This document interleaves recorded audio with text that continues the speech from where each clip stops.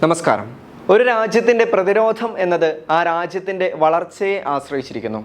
രാജ്യത്തെ ഉയർന്ന പ്രതിരോധ ശേഷി ഉറപ്പാക്കാൻ ഓരോ രാജ്യങ്ങളും ഒരു നിശ്ചിത കാലയളവിൽ പ്രത്യേകം ശ്രദ്ധ വരുത്താറുണ്ട്.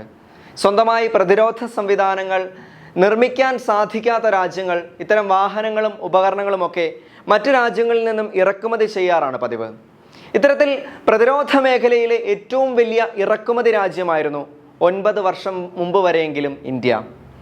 എന്നാൽ ഇന്ന് സ്വന്തമായി ഇന്ത്യയുടെ പ്രതിരോധ കയറ്റുമതി മേഖല ആഗോള ശ്രദ്ധയെ ആകർഷിച്ച് മുന്നേറിക്കൊണ്ടിരിക്കുന്നു.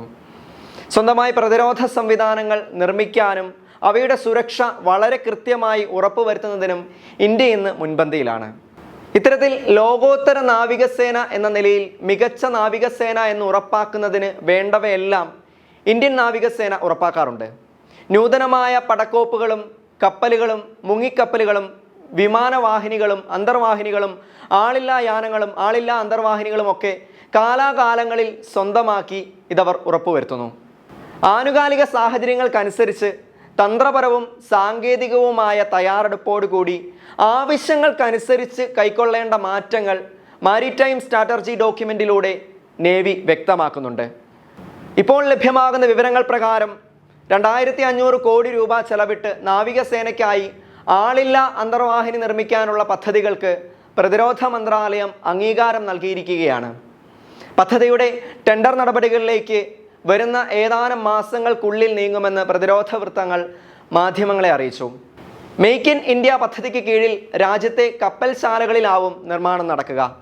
ഉയർന്ന പ്രഹരശേഷിയുള്ള എക്സ്ട്രാ ലാർജ് വിഭാഗത്തിൽപ്പെടുന്ന അന്തർവാഹിനികൾക്ക് ഉപരിതലത്തിലുള്ള കപ്പലുകളെയും ചെറുക്കാൻ സാധിക്കും. മൈനുകൾ സ്ഥാപിക്കൽ, മൈൻ ക്ലിയറിംഗ്, നിരീക്ഷണം, ആയുധങ്ങൾ കൃത്യസ്ഥാനത്തേക്ക് വിക്ഷേപിക്കുക തുടങ്ങിയ നിരവധി പ്രവർത്തനങ്ങൾ ഒരേ സമയം നിർവഹിക്കാൻ കഴിയുന്ന തരത്തിലായിരിക്കും ഇതിൻ്റെ രൂപഘടന. തീരത്ത് നിന്നും വളരെ ദൂരെ ഒരുപാട് മണിക്കൂറുകൾ വെള്ളത്തിൻ്റെ അടിത്തട്ടിൽ കഴിയാൻ ഇവയ്ക്ക് സാധിക്കും. ഡൈവർമാർക്ക് അതിജീവിക്കാൻ കഴിയാത്ത സമുദ്രത്തിൻ്റെ ആഴങ്ങളിൽ പോലും അന്തർവാഹിനികൾ പ്രവർത്തിക്കും.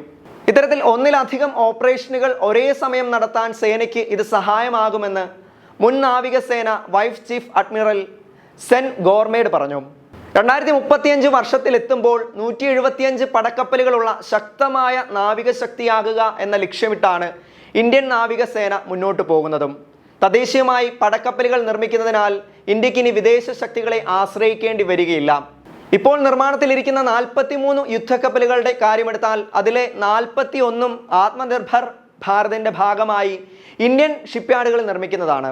നമുക്കറിയാം 7800 കിലോമീറ്ററുകളിലേറെ ദൈർഘ്യമുള്ള സമുദ്ര അതിർത്തി സംരക്ഷിക്കുക എന്ന വലിയ ഉത്തരവാദിത്തമാണ് ഇന്ത്യൻ നാവികസേനയിൽ നിക്ഷിപ്തമായിരിക്കുന്നത്.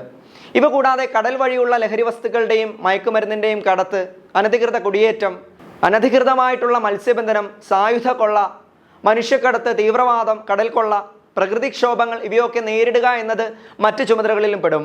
നമുക്കറിയാം ഇന്ത്യൻ നിർമ്മിത കപ്പലുകളും മറ്റ് പ്രതിരോധ സംവിധാനങ്ങളുമൊക്കെ ലോകമെമ്പാടുമുള്ള രാജ്യങ്ങൾ ആവശ്യപ്പെടുന്നുണ്ട് എന്നത് വളർച്ചയുടെ കാലഘട്ടത്തിലും ആഗോളതലത്തിൽ ലഭിക്കുന്ന അംഗീകാരം തന്നെയാണ്. ഈ വർഷം ഇന്ത്യയുടെ പ്രതിരോധ കയറ്റുമതി 21,000 കോടി കവിഞ്ഞു എന്നതാണ് സത്യം. അതായത് ഈ മേഖലയിൽ ഒരു ദശകം മുമ്പുണ്ടായിരുന്നതിൽ നിന്ന് 30 മടങ്ങ് വർധനവ് ഉണ്ടായിരിക്കുന്നു.